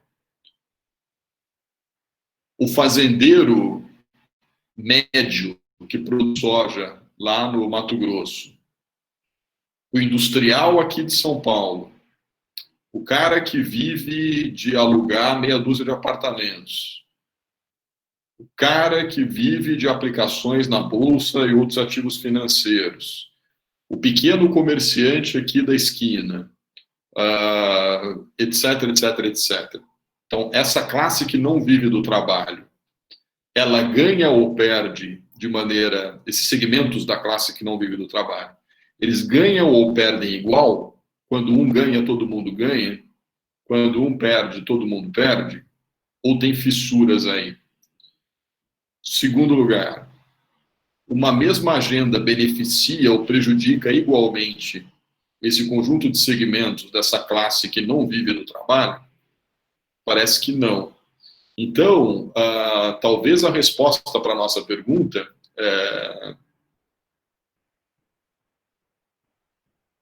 tenha que ir por aí. Quer dizer, o grande... A parte chata, mas ao mesmo tempo a parte mais instigante de um curso como esse que nós estamos fazendo agora, é justamente essa. Né? Quer dizer, por um lado, como nós estamos lidando com uma literatura que é muito recente e tentando interpretar um fenômeno que não é nem recente, é que está acontecendo ainda, né?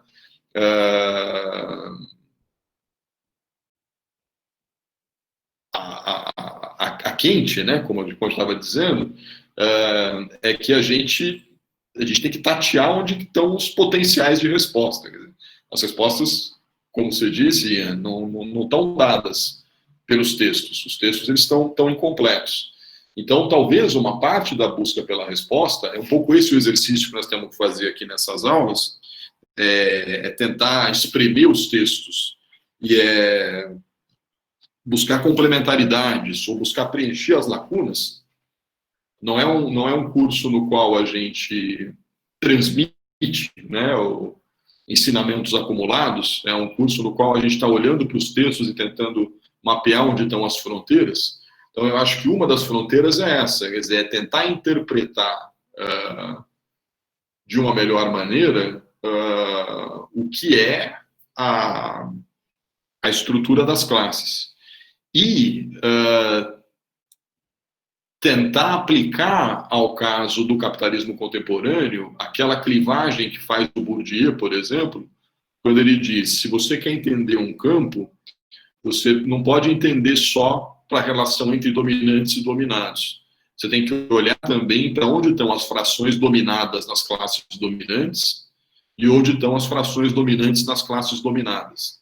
Ou seja, mais do que um jogo de palavras, o que o Bourdieu está fazendo é dizer o seguinte, não dá para, em pleno século XXI, com o grau de heterogeneidade que alcançaram as nossas sociedades, tentar fazer uma análise fina da dinâmica das forças sociais usando aquela lente grosseira que a gente usava no auge do capitalismo industrial.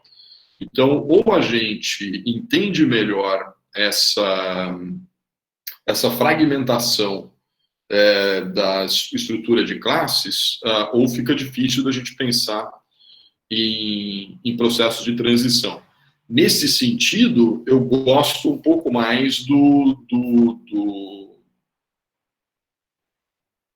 da literatura à maneira do Acemoglu. Porque, sim, embora eu acho que a leitura do Acemoglu ela tem dois problemas. O primeiro problema é que eu acho que ela funciona bem para o capitalismo industrial, mas ela não funciona bem para o capitalismo pós-industrial. Então, a desgraça dela é que ela foi formulada justamente quando as bases dessa teoria começaram a ser erudidas, digamos assim. Certo? Seria interessante, inclusive, depois você dizer um pouquinho melhor qual é a crítica que você faz ao simplismo, aí, do que você chamou de simplismo do Acemoglu, né? E a segunda crítica que se poderia fazer é justamente o fato de que, num certo sentido, o que ele explica de que ele não explica muito bem a mudança. Embora no livro dele tenha um capítulo específico sobre mudança, e que ele vai recuperar aquela ideia do pensamento institucionalista mudança pode ser exógena, elemental ou derivada do conflito entre instituições, é difícil imaginar como escapar de uma situação na qual as três possibilidades de mudança, exógena, incremental ou derivada do conflito entre instituições, não seja capturada de novo pelas elites dominantes. Então, tem esses... Eu, pelo menos, quando eu leio o Acemoglu, eu leio com essas duas reservas. Mas por que eu continuo lendo e continuo sugerindo aos alunos que leiam? Porque me parece que essa ideia de pensar pela lógica das coalizões, ela ainda faz sentido. Ela é a única maneira que permite a gente, ao mesmo tempo, ainda levar em conta a ideia de que o conceito de classes sociais importam, como sugerido na origem do marxismo, né? Mas não lidar com a oposição binária das grandes classes sociais, como faz o marxismo do século XX. Então, é você pensar, quando você usa a ideia de coalizões de forças sociais, é quase como se estivesse dizendo, a luta de classes importa. Só que as classes sociais não são mais as mesmas, elas são muito mais fragmentadas, e por conta disso, o jogo é mais complexo. Essa é a minha leitura. Então, acho que a gente iria um pouco por aí. Por isso que nos meus trabalhos, por exemplo, eu estou sempre tentando fazer esse movimento, de olhar para os fragmentos, de olhar de abrir as caixinhas, né? Então, no meu caso, por exemplo, agora cada vez mais eu estou tendo que estudar um pouco agronegócio. Então, estou cada vez mais convencido que quando você fala de agronegócio no Brasil, tratando todo mundo junto, você perde muito. Perde em termos explicativos e perde em termos políticos. Porque tem uma parte dos proprietários de terra no Brasil, por exemplo, que não são negócio nenhum, eles são os extrativos de que falava o Acemoglu, certo? Eles estão simplesmente extraindo renda de uma parte da sociedade, eles estão extraindo poder de uma parte da sociedade, mas não produzem absolutamente nada. Então, nem se deveria chamar isso de negócio. Quando eu coloco esses no mesmo pacote dos produtores de soja, eu posso ter toda a crítica com relação à forma de produzir, etc. e tal, do grande agronegócio. Mas são produtores, isso é inegável. Então, quando eu coloco alguém que nada produz e chamo esse cara de produtor, eu estou emprestando a ele uma legitimidade que só acaba ajudando a viabilizar aquelas formas de dominação tradicional, patrimonialista, etc, etc. Então, esse é só um exemplo. Enquanto a gente não conseguir quebrar essa ideia de que existe um agronegócio no Brasil, e dizer, não, você tem pelo menos 3 ou 4, e tem uma parte que tem que ser extirpada, tem uma parte que tem que ser tolerada, tem uma parte que tem que fazer uma transição, e aí a agenda começa a ganhar cor. Entende? Aí a agenda começa a se mover. Porque, caso contrário, se eu fico só nessa, tem o agronegócio e tem os excluídos do campo, é muito difícil concretizar uma agenda. Tanto pelo peso de um setor em oposição ao outro, como pelo fato de que a agenda também acaba ficando muito binária. E aí é difícil de andar, é difícil de caminhar. Mas fala mais para mim da sua crítica aí. Enquanto isso, eu leio o comentário da Gabriele aqui. Acabou ficando um pouco da matéria de desenvolvimento, assim, né? Mas, assim, eu concordo totalmente com o que você falou aí. Minha crítica não era nem tanto nesse sentido de... Eu acho que a gente tem que abrir as caixinhas de uma coisa mais estruturalista do marxismo. Acho que eu não estou muito nessa caixinha, não. Eu acho que tem que olhar coligações, grupos de força. Acho muito legal a questão de distribuição de rendimentos diferentes dos ativos. Entra muito nisso que você falou, né? Com o texto do Milanovic. Eu concordo, assim, eu não tenho uma teoria geral, tanto quanto do Acemoglu, até porque eu leio pouco, acho que eu acabo lendo umas coisas muito mais, assim, focadas em certas áreas, assim, para relacionar essas coisas, né? Ou às vezes eu leio uma coisa de história econômica, que não tem uma teoria geral implícita, mas vai contando uma coisa assim, mas eu concordo muito com essa sua análise que você faz, temos que abrir as caixinhas, olhar para os grupos, para as instituições, eu acho que isso isso é muito enriquecedor, assim, né? Na medida que isso até ajuda a gente a entender um pouco mais das estruturas, né? Porque estrutura econômica tem a ver com instituição, né? Você tem a economia institucional, heterodoxa também. O meu problema, quando eu pego o livro do Acemoglu, mais especificamente, não é com relação a isso, assim. É que eu acho ele neoclássico demais. Eu acho ele neoclássico demais. Assim, estudo um pouco de teoria do crescimento, né? Você tem ali gente que vai discutir desigualdade enquanto motor do crescimento, aí pensando em demanda, puxando o crescimento, ou você tem o pessoal da complexidade, né? Que vai relacionar com indústria, ou complexidade produtiva, o crescimento, ou com investimento, e que está trabalhando, eu acho, com esses mesmos temas. Como as sociedades equacionam,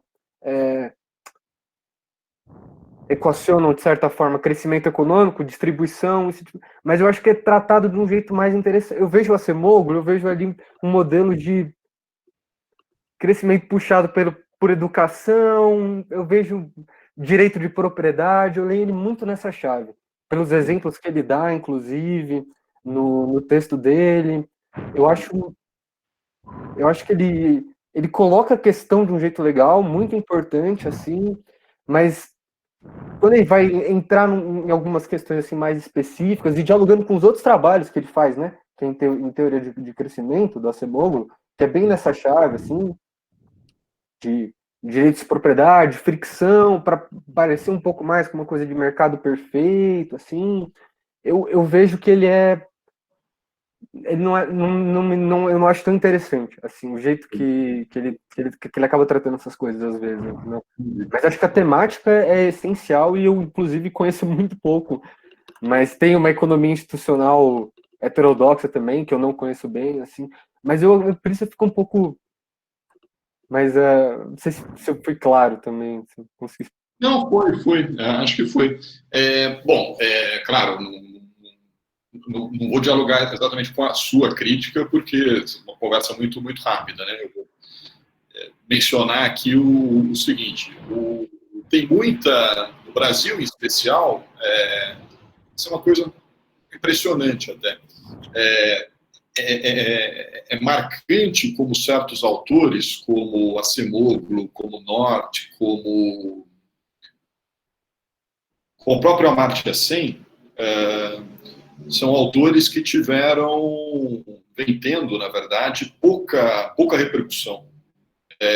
E grande parte disso porque eles são lidos sob uma chave, repito, eu não estou dizendo que é a sua leitura, porque são 5 minutos de conversa, não dá para interpretar a fundo as observações que você está fazendo.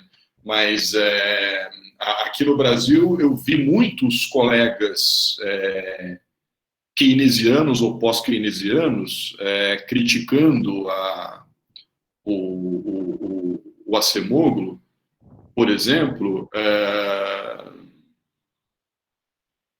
mas de uma maneira muito superficial, eu diria. Porque, em primeiro lugar, porque eles pegam determinados aspectos da obra do Acemoglu, por exemplo, e esquecem de outros. Então tem uma leitura um pouco seletiva. Vou pegar um exemplo que você deu. Dizem, mas o Acemoglu ele faz o tema dos direitos de propriedade é muito, muito decisivo na obra do Acemoglu. E outros dizem a mesma coisa para o Douglas North. Porém,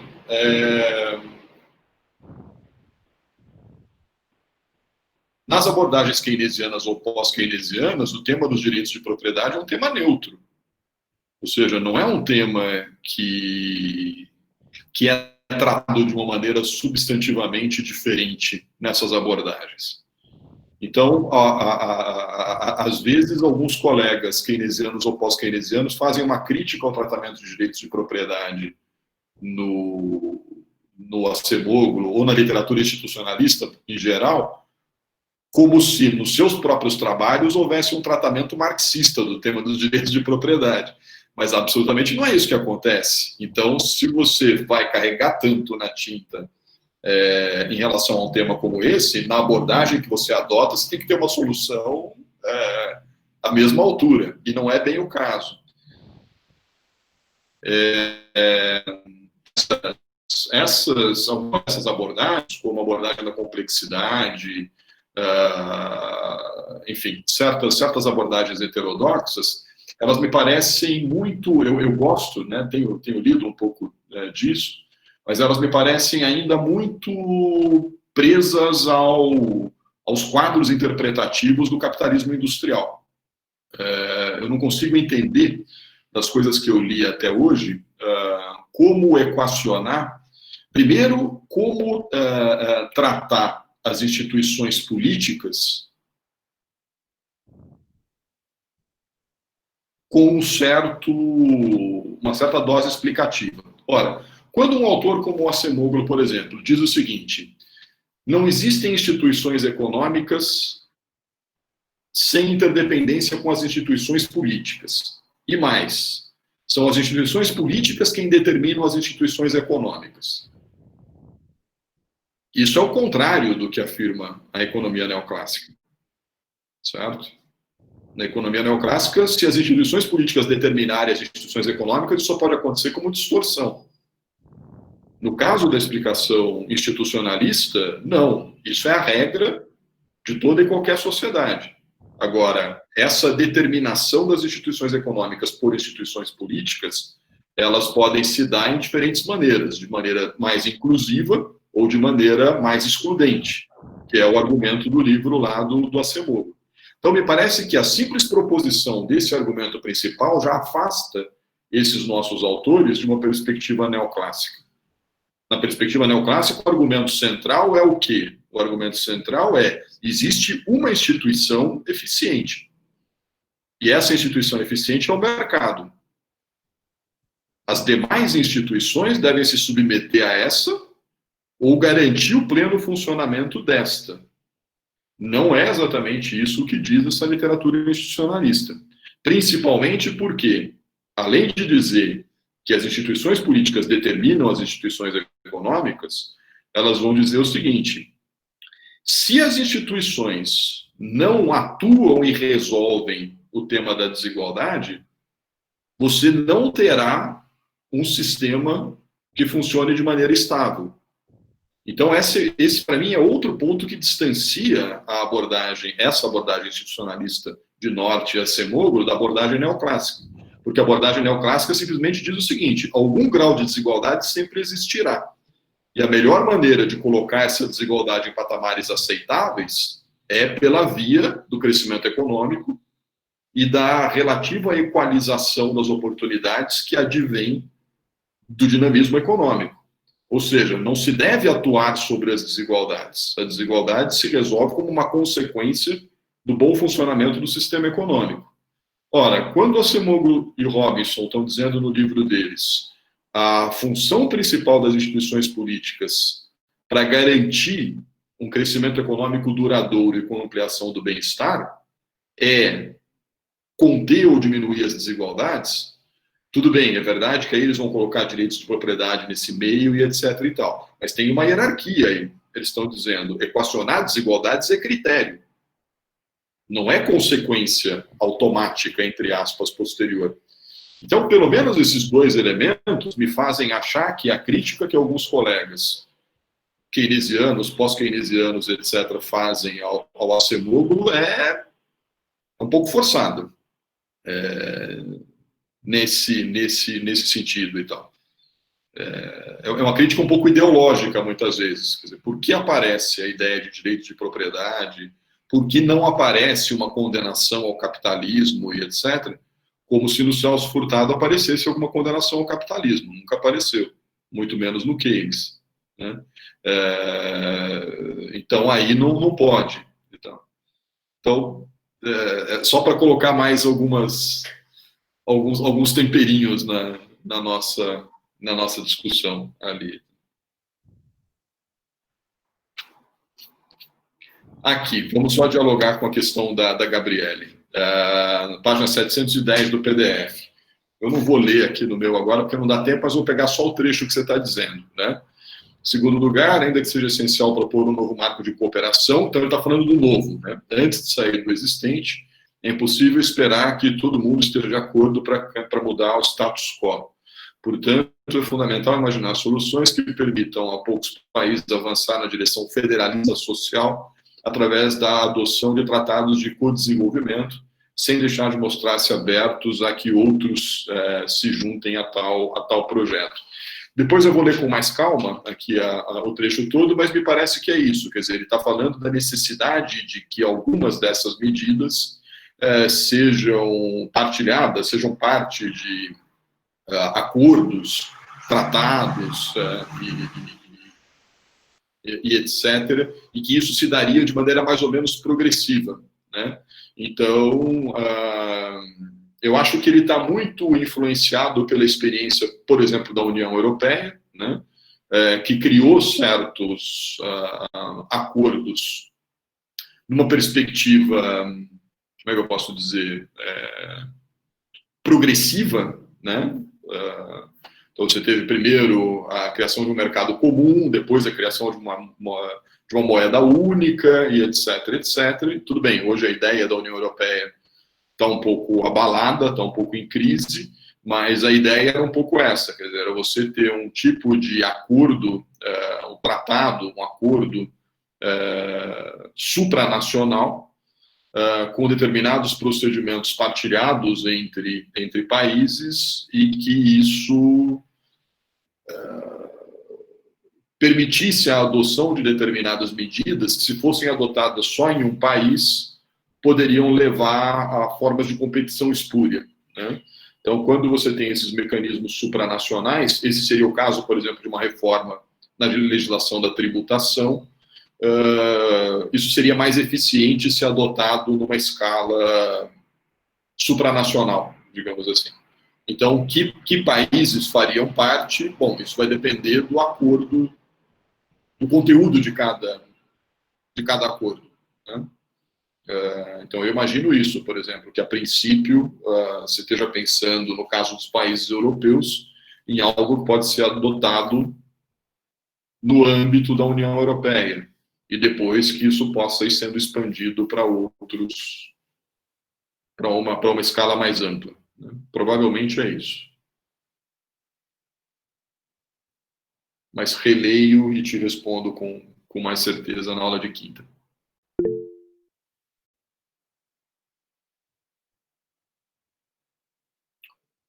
Luiz, sim, eu vi depois da tua mensagem que a que eu achei que eu tinha colocado lá, na verdade, não ficou disponível sobre as aulas, né? Eu vou, ou mais tarde ainda hoje, ou amanhã cedo, eu vou dar uma checada o que aconteceu. Estão todas aqui salvas comigo, eu vou atualizar isso lá e deixar disponível ali. Tá bom? Tranquilo, obrigado. Ok. O que mais, gente? Chega por hoje? Bom, são dois minutos para as 9, então vamos parar 1 minuto para as 9. Vamos parar por aqui hoje, então. Eu vou, na próxima aula, então, tentar formular mais umas 2 ou 3 questões para instigar vocês a falar um pouco mais, a partir aí também das notas de leitura de vocês, e peço a vocês aí que tentem também, na medida do possível, elaborar questões, comentários, perguntas e etc. O que nós estamos tentando fazer nessa unidade, lembrem-se, é um pouco isso, quer dizer, justamente tentar identificar o alcance e o limite dessas narrativas, e depois vocês vão ver como, na segunda unidade do curso, nós vamos confrontar esse painel que nós estamos fazendo nessas 4 aulas com as medidas imediatas que estão sendo discutidas na literatura. Eu tinha ficado devendo para vocês um comentário sobre o livro de ficção que eu me lembrei de vocês, mas eu falo dele, então, no começo da aula de quinta-feira, tá bom? Como a gente já está no limite do horário, fica para quinta, tá bom?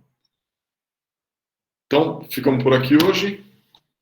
Cuidem-se, descansem organizem questões e comentários, e a gente se vê na quinta-feira, então. Tá bom? Tchau, tchau.